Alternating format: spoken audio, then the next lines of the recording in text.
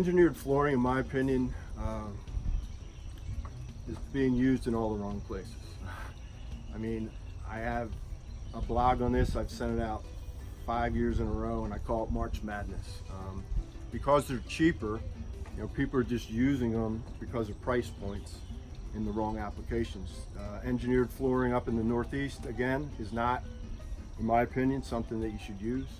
Everyone wants wide plank. They want to put it in Manhattan high-rises, Boston high-rises, Chicago high-rises, and engineered flooring in those applications with 6 month summers or 6 months winters are not the right application for that product. You can't go long, you can't go wide, and you can't go engineered in Chicago, Boston, and Manhattan high-rises, not with those 6 month heating seasons.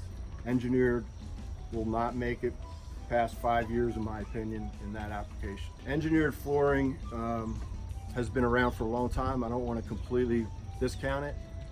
The big problem with putting exotics on engineered flooring is that you got to understand how wood's made. When you have a Baltic birch backer and there's 7 layers of that, and then you put a domestic oak on it or a European oak, the relationship of the cores and backers when you're dealing with the species and the hardness, they're similar because it's not this big swing.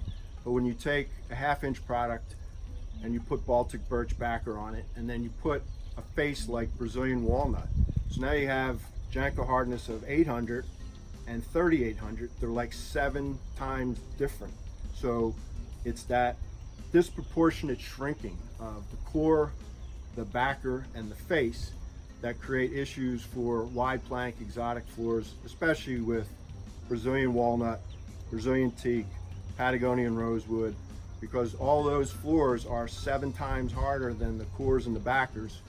And we have a problem with the 6 month heating seasons where they don't introduce the 40% moisture to the environment that's necessary for that floor to work.